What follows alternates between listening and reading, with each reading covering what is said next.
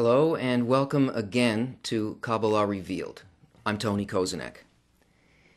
In our first show, we did an overview of what Kabbalah is about, what it is and what it isn't.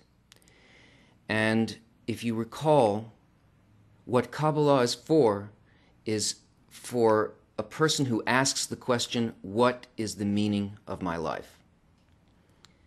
So let's see where we go from here.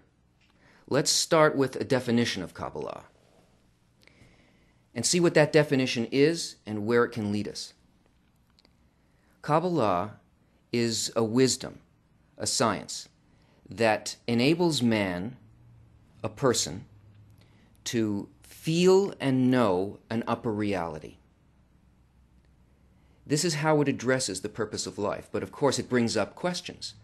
What is a person? What is a man? What is an upper reality? And what is it that enables a person to feel, know, and enter an upper reality?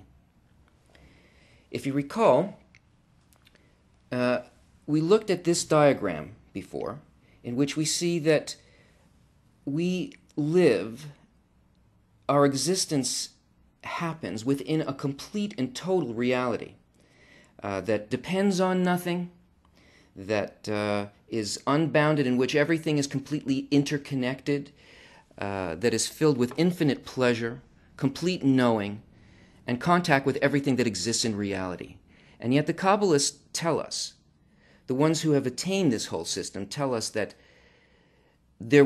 for a certain purpose, we descended from this way of existence, this way of being, through a system called worlds. Worlds are olamim, from the Hebrew word olam, which comes from the root ha'elem, which means to hide, hiddenness.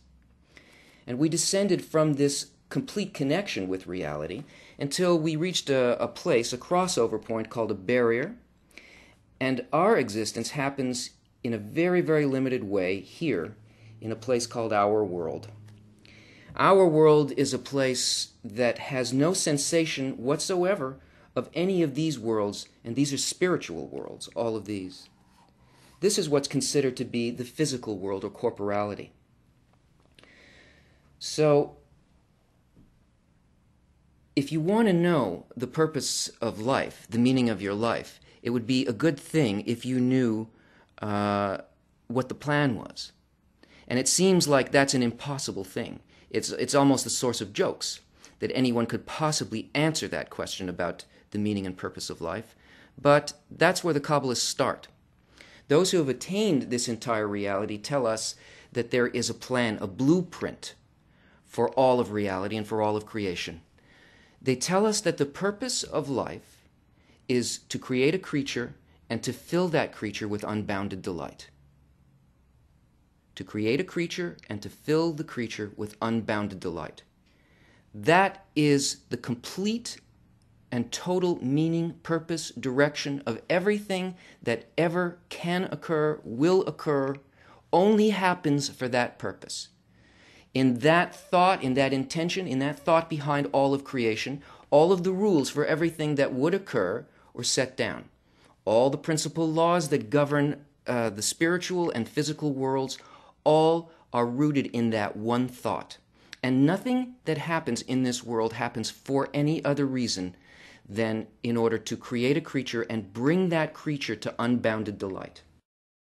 So, what is it that keeps a person out of the spiritual world? What is a person?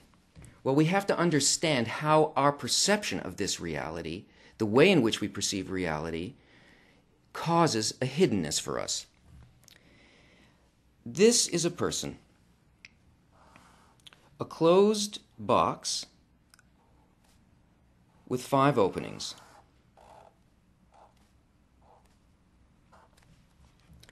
These 5 openings are our 5 senses. Now, surrounding the person is an upper reality, a complete reality, the spiritual.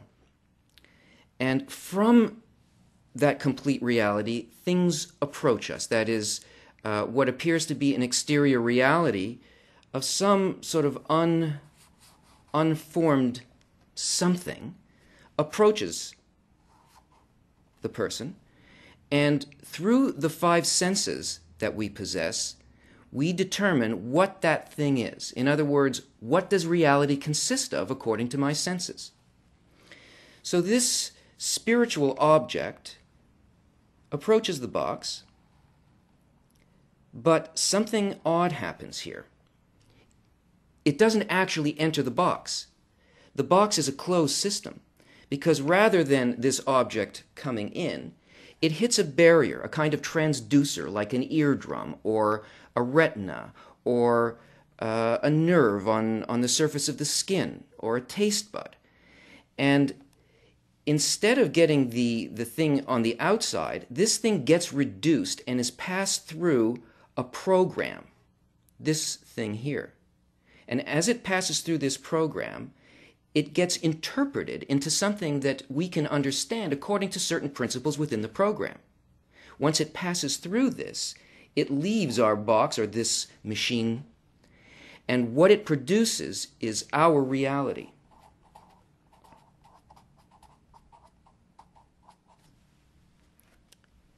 So it doesn't matter how sensitive this sensor is. Let's say it's your eye. It can be the Hubble telescope, or it could be you could be completely nearsighted and unable to see the thing directly in front of you. It doesn't matter the degree of sensitivity. What matters is the programming. What happens here within this subjective system in the machine? Whatever it is that comes into here can only be what this program says that it is. Not what this is, but a reduction that can be understood by the program. So, what is this program that limits this? This is objective reality, and this is the limited portion of it that we can perceive. This program is called egoism. It's self-concern. What's in it for me? How is this going to affect me? As a result of this, the person is locked into a subjective view of all these things, only in relation to how it feels inside of the box. And at no point does it have any sense of what really exists outside of the box.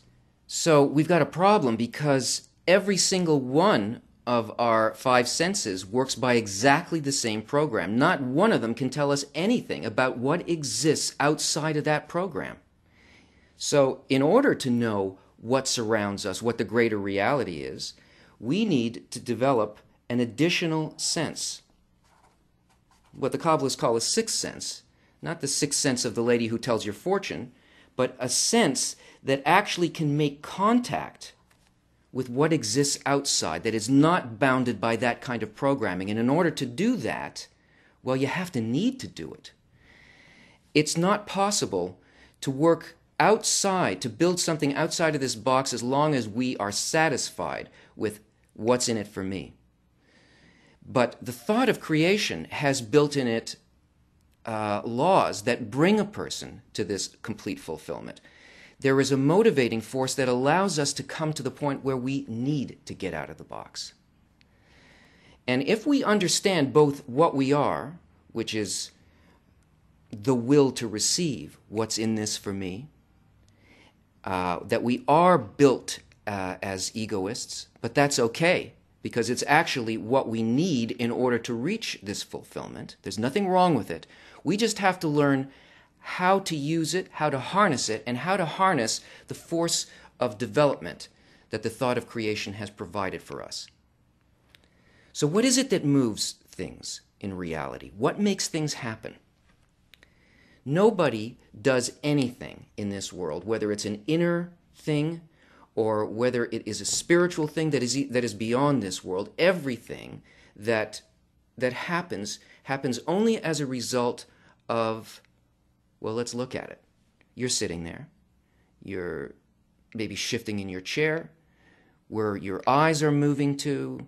Maybe you've picked up something to drink Any motion that you are now involved in is happening only as a result of one calculation. That you have become uncomfortable where you are, that a need has evolved in you, has appeared, and you have moved to a new position or a new situation that you believe will bring you more pleasure than the one that you were in before. This lack and the filling of pleasure and a force of desire is what motivates everything in reality. And this will eventually take a person from the corporal world, from our perceptions of the physical world, the limitations that we experience and the suffering that goes along with it. And it will bring a person, if properly used, past that barrier and into the spiritual world in this way. We all feel desires and we feel them change, but we don't really pay attention to this system that is placed in us by nature well enough so that we can understand what it's doing for us. We all understand that our first sort of grasp of what pleasure is just survival type pleasures. The first category, we see pleasure as and require sex, food, and shelter. All of our efforts, our work, what we perceive around us, the whole goal of our lives has to do with finding and getting these things. And this is a desire that we have in common with animals. It doesn't require other people. We just need this to survive. And once we have this filled, we realize that life is about much more than that, and we can't be satisfied with it. And a second category of desires appears.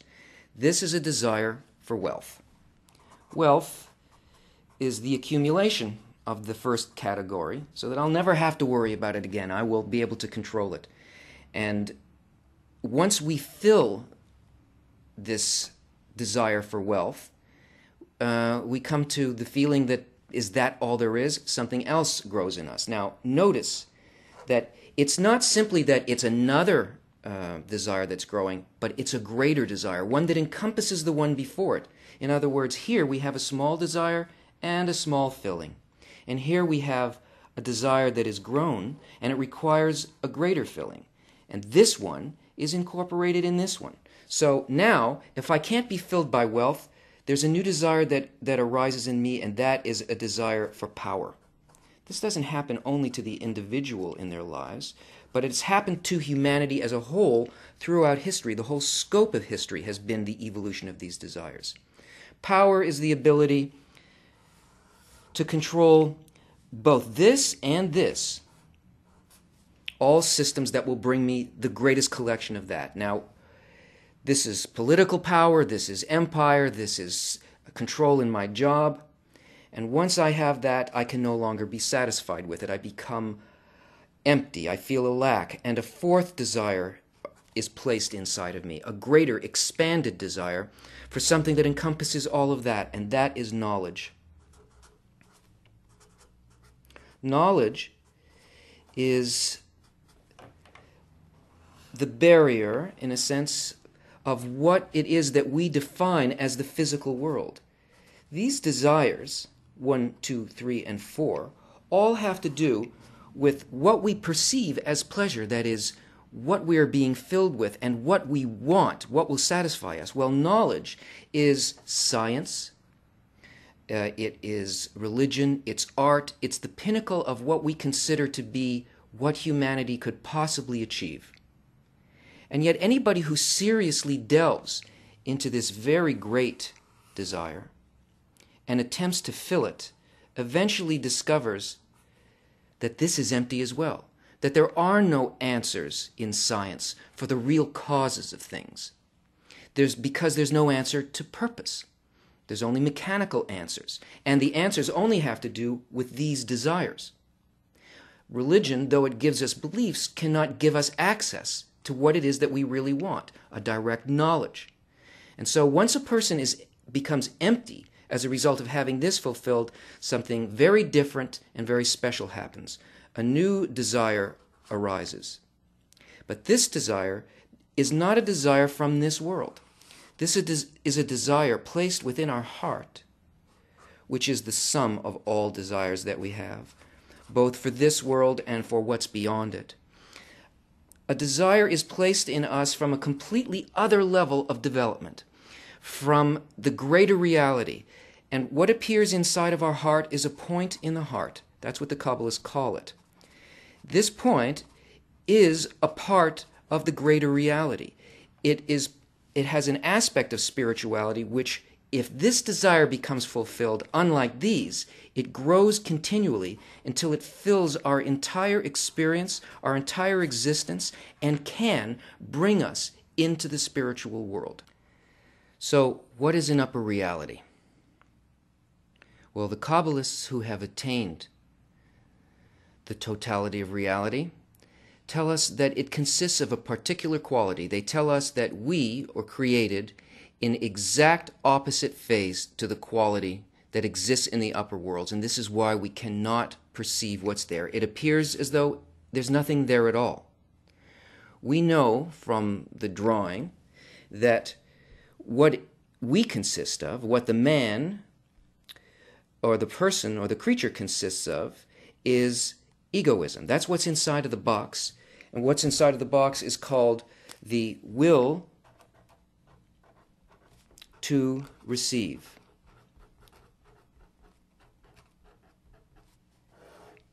And this will to receive makes us experience limited existence, makes us experience suffering, isolation, and all of the things that we find difficult about life.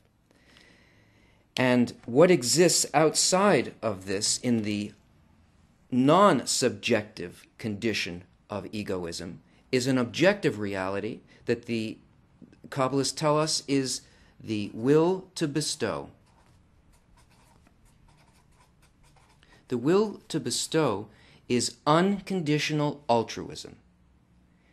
In other words, the experience out here is unlimited existence, unbounded pleasure, and delight. And yet we can't feel this because we have no means to get there, or do we? There is a quality of the spiritual world that differs also in its quality from the physical world. In the physical world, movement, what would get us from one place to another, is purely mechanical. That is, I can take two objects that are completely different in their form, even in their purpose, and I can draw them close together mechanically, and I can say, we have closeness here. But in the spiritual world, things can only be considered to be close under completely different conditions because there is no time and there is no space. There's nothing mechanical there. The Kabbalists tell us that the spiritual world is made up only of feeling states, of spheres of influence that have to do with certain attributes, qualities, inner qualities, and that all movement in spirituality consists of similarity or dissimilarity between two feeling states or two qualities. In other words, we can see this in friendship. If my friend takes a certain delight in comedy and I don't care for comedy, I'm just a serious person, then it's not very likely that we're going to be very close friends. If I hate comedy, then we are considered to be distant. But if I love comedy and I love the same comedians and the same films that they did, then in this respect of the love of comedy, my friend and I are close in that feeling. In other words, in spirituality, if two attributes, two feelings are similar, they're considered to be close. If they are different, they're considered to be distant. But, and this is the most beautiful and precious thing for us, the thing that can actually move us from the physical into the spiritual, and that is that if they have exactly the same quality and purpose and intention, then they are the same thing. They are bonded, connected. And it's this law called the law of equivalence of form that can get us from our egoistic state of separation to be able to build an additional sense that can feel what's outside. What we need to do is to build within us a similar frequency, a similar quality, an additional sense that has a quality of this bestowal within it. Though we're not yet capable of perceiving it in its simplicity, the Kabbalists tell us that there are only two things that exist in reality. There is only the Creator and the creature. Everything that we perceive is simply the quality of the Creator and the qualities of the creature. The Creator is the upper world, and the creature is the lower world. The quality of the Creator is the will to bestow. The quality of the creature is the will to receive. This is all that exists. And getting out of the box means that what we need to do is to move in spiritual space. And moving in spiritual space means to change this quality, the will to receive, of the quality of the creature, to become more and more similar to the quality of the Creator. The way in which all of reality has been hidden from us through a descent through these worlds, well, these worlds are only made up of ratios of the will to receive against the will to bestow. And the entire ladder by which we descended into this world can be climbed simply by changing our inner quality of reception, egoism, the desire to receive for myself, to greater and greater ratios of the will to bestow rather than the will to receive.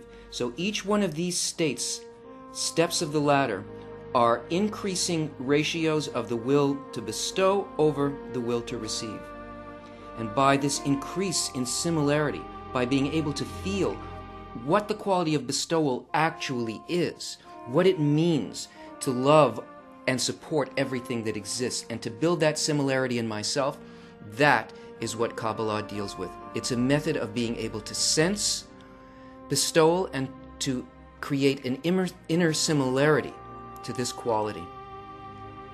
And this is what we will continue to investigate as we look at the keys to the hidden wisdom. Join us again.